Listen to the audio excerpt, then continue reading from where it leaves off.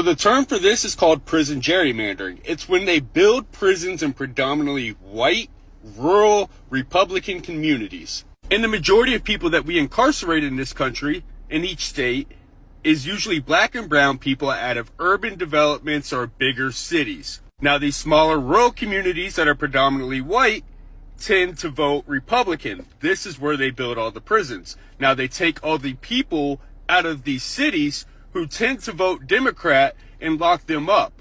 When they lock them up, they then count them at the prison for the population census.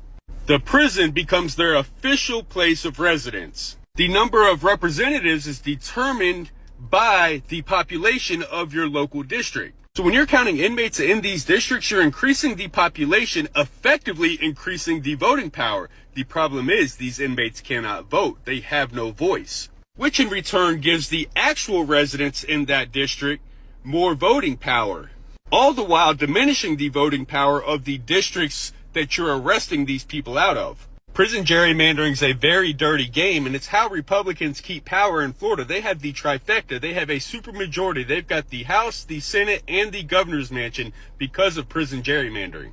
Florida's slap full of prisons in rural-ass communities, in BFE, all throughout North Florida mostly, in which now you're giving these people who live there so much more representation and voting power and say in our democracy than the communities that are actually more densely populated and have a majority of the people.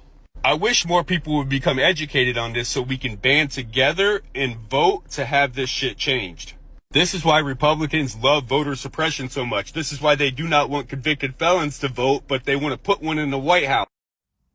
Do your research on prison gerrymandering and gerrymandering in general. Going back to the 3/5 compromise of the U.S. Constitution, exploiting black folks in order to empower the white vote has always been an issue.